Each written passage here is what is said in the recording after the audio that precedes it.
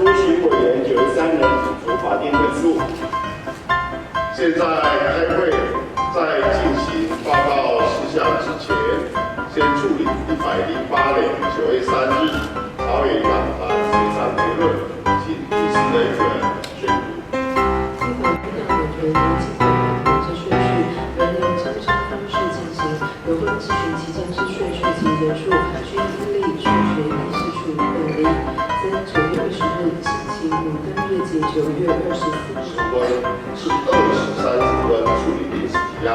9月17日星期二，邀请行政院院长率同各部委首长列席进行施政报告，并发问质询。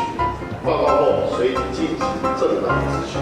当日质询人数由民进党党团共派4人，国民党党团共派2人，时代力量党团及亲民党党团各各派1人进行。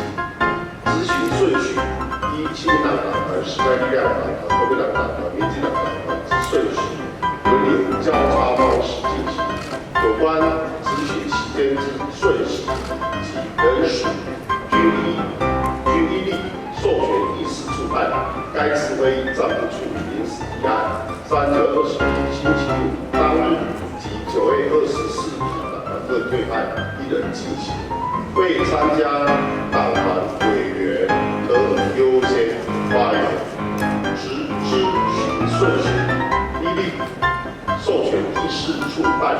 上述及质询委员名单，其9月19日星期四中午12时前送请议事处会诊。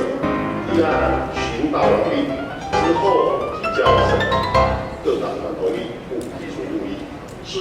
请财政委员会于9月19日星期四下午5时前将总预算案审查日程及分配表集送议事处，并提9月20日星期五院会报告。发言会均以各党团自会同意。本次会议仅处理报告事项第46案，请宣读。